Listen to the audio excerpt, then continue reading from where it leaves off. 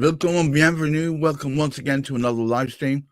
As you may have noticed, in my virtual studio, I have my esteemed friend Karen Bashford. And today's topic is a really interesting one. And as I was saying to Karen just before we came on air, it is a topic that everyone has an opinion on. And that's the topic of trust. And not just trusting other people, or trusting an institution, or trusting a parliamentary member, trusting yourself. Yeah. So first question first, Karen. Why did this suddenly pop into your mind? Why did you want to talk about it? What was the thing that propelled it for you? I posted today on LinkedIn a post about having gone to Egypt, connecting with my two guides who were men, obviously, and the realization that I did not trust men. And here I was taking myself into a situation where I had to totally trust them with my life.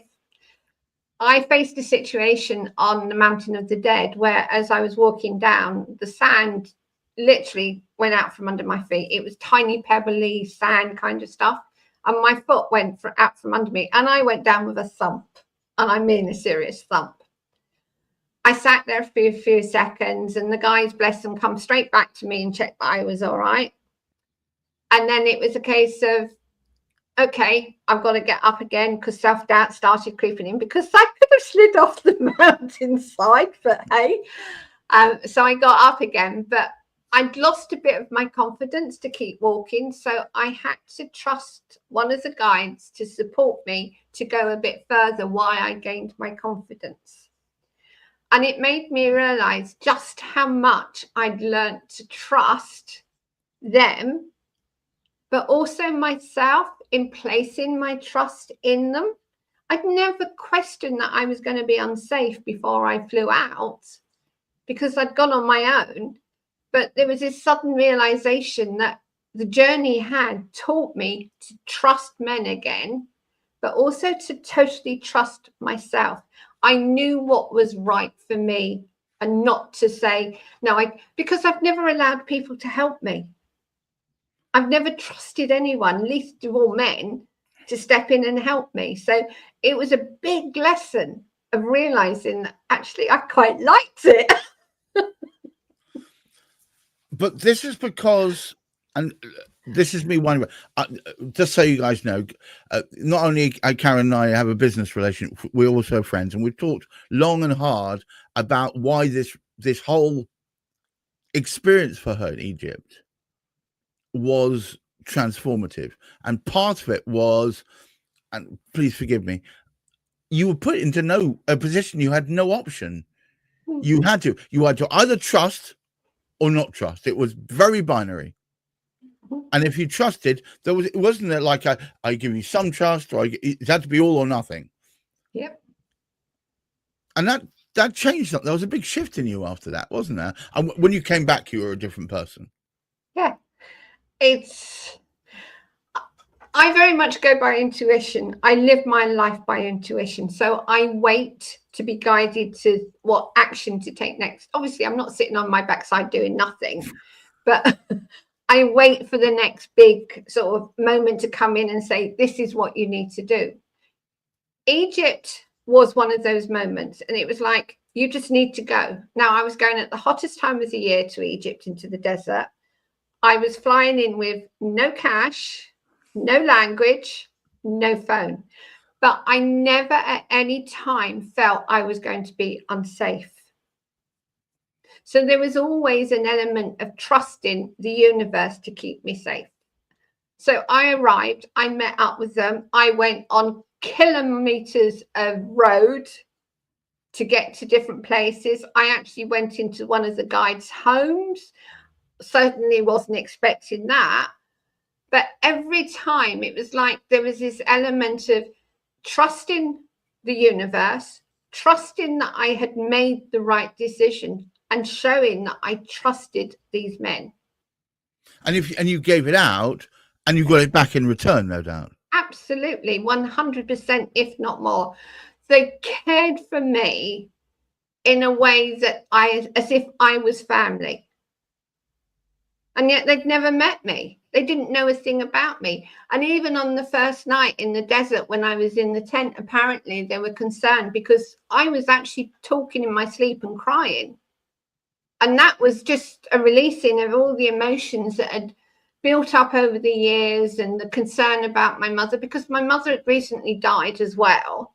And that was one of the reasons I think I'd gone out there, was just to be able to do absolutely nothing, because once you're in that desert, there's nothing to do. No, absolutely. And as you pointed out, you're in a desert. There are no cell towers anywhere nearby. Your phone doesn't work, even if you want it to. No. So you have to make peace with the fact that you're working as a team with these people. They have to trust you, and you have to trust them. There's no other way of working. Yeah. And they went out of their way to make sure I felt safe. I still can't believe you did it. I must admit, at times I think, did I really do it?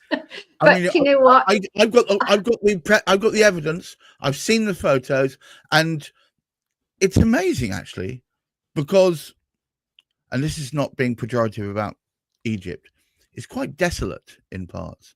There's acres and acres of just nothing. And that's what I love about it. And in the middle, there's that oasis where you can't do anything but be. No. So I suppose you had to face yourself in that. Yeah, it was a big lesson and learning about myself and what I hadn't realized about myself. I knew a lot about myself simply because of going through my nervous breakdown, and I totally surrendered and just allowed what needed to happen. I think we should do a podcast about surrender. Yeah, we could do. Yeah, but no, just to focus on that for a moment. Was it at that moment that you began to trust yourself? I trusted myself before, otherwise I wouldn't have chosen to go. Although, as I say, I do trust the universe. But at the same time, there was still an element of, I'm stepping into the unknown. Quite right. But I never questioned whether it was the right thing to do. Not once. It was just as if it felt that I needed to do it.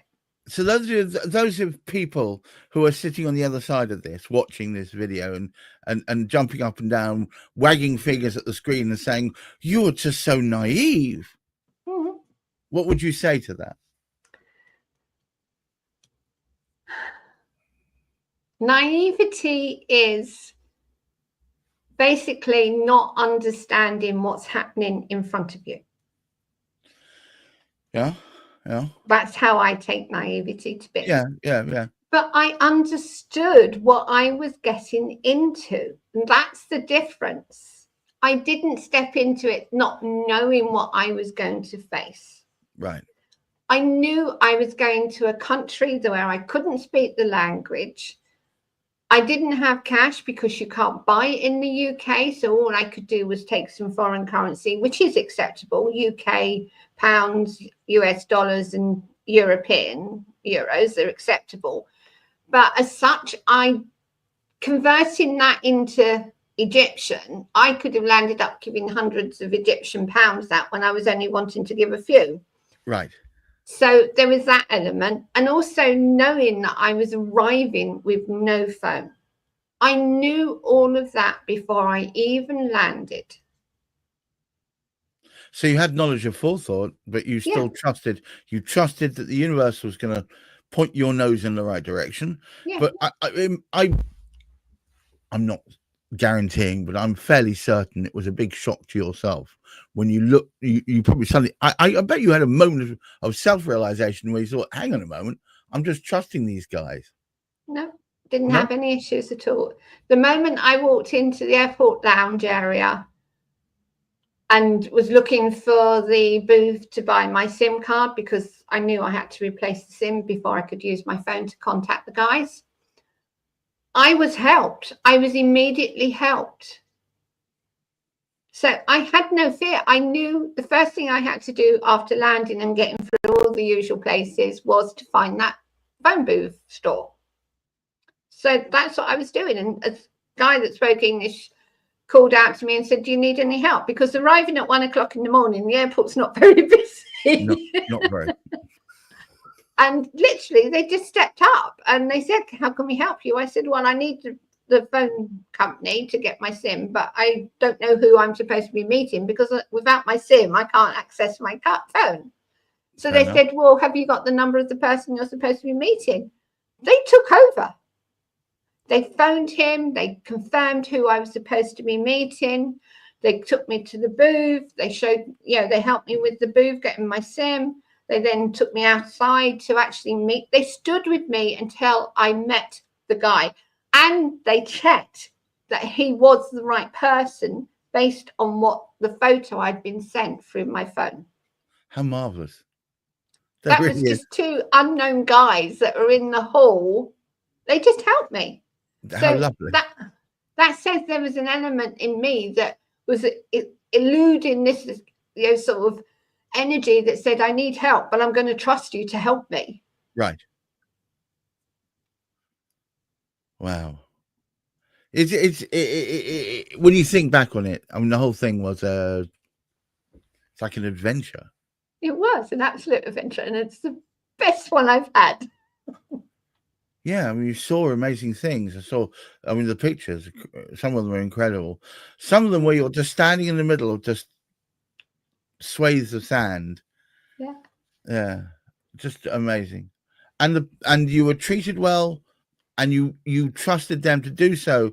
So therefore, during the whole time, I guess that must have been a large pressure off your shoulders. Yes, they are actually. On one occasion, we were having, we'd gone to the sea. Yeah. And we were literally walking across this glass walkway to a cave area where you could actually go into to see what was going on with the water inside it. Right. And I said no, because I knew the first thing I'd probably end up doing is falling in the water. Wow. But Mohammed, one of the main guides, decided he wasn't going to go into the cave, but he was going to climb the rock above. And I'm standing there thinking, really? You're going up there, kind of thing? But then the other guy, Honey, bless him, stayed with me to make sure, he didn't leave me. They never, ever left me on my own, apart from actually at the hotel. And then I had time on my own. I'd go to get my own, breakfast and whatever. But they were always around. There was never any time when I didn't have one of them accessible if I chose to ask for help. So we were standing there watching Mohammed climb. And it was like, I said, do you want photos? Because he was a married man with 2 kids. And I'd learned all about him as we were journeying on the Jeep and in the car down to the Oasis. And I was taking photos, and it become, between the 3 of us, we were laughing so much. They'd become friends. Well, and yet when you give a little of yourself, give a little of yourself and you receive a little bit back in kind, that's the basis of friendship, isn't it? Yeah, yeah. They are friends now. I would class them as friends. And yet they were total strangers when I arrived.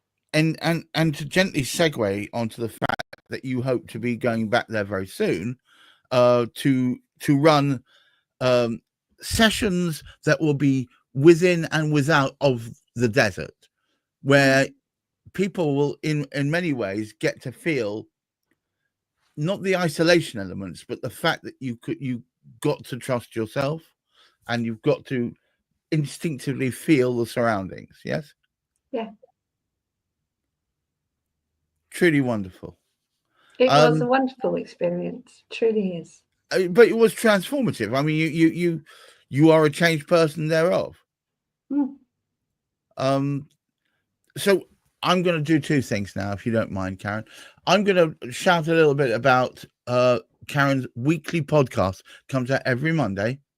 It's an audio podcast on Podbean. So here it is there. If you go to karenbashford.podbean.com, she tends to interleave her own musings on different ways and different approaches to life and how to improve it, with interviews with people that she's either worked with or have made an impression upon her, or that she feels instinctively can really give something of value. And so far, I don't think there's been a bad one. I mean, I'm being blunt about this, but I think they're all pretty good. Check them out. The one on about money is particularly good. I edit them, so I get to listen to them quite clearly, and yeah, that's very good. And the other thing I want to talk about is the fact that if you want to start your wellness journey, I think you couldn't do far better than to speak to Karen Bashford. She's been helpful to me, and we're friends, and she's very helpful to all her clients in giving them a sounding board with an intuitive mentor aspect to it, so she can perhaps help you guide yourself. Is that fair? Well, I'd much rather they guided themselves than rely on me to guide them. So yeah, that's always the way I work. When a client comes to work with me, I start them on their journey, and I ensure that they have whatever they need to be able to move themselves forward. So it's not a case of, oh, you've got to stay with me. It's a case of, well, now you've got the tools, go out and explore and come back to me if you need me. But otherwise, it gives you the freedom. I very much believe everyone has the right to their own freedom. I can just guide. All right. Well, look, on that note, I'm going to say thank you so much, Karen. Another excellent discussion. Please take note of the Empowered Women Life Leaders podcast. It is weekly. It's great. You can always go back there and you can listen to it on any device when you're on the move with headphones in, when you're sat there chilling out, having a cup of tea or whatever you're doing. Pop the headphones in, have a listen. It's well worth it. And of course, don't forget, here's KarenBashford.com, a great place to start your wellness journey. And until the next time, please keep your feet on the ground. Keep reaching for the stars. Look after your mental health. And just try and get your health style, the way in which you deal with it, sorted out. And talk to Karen. It's a great place to start. Until next time. Bye-bye. Thank you. Bye.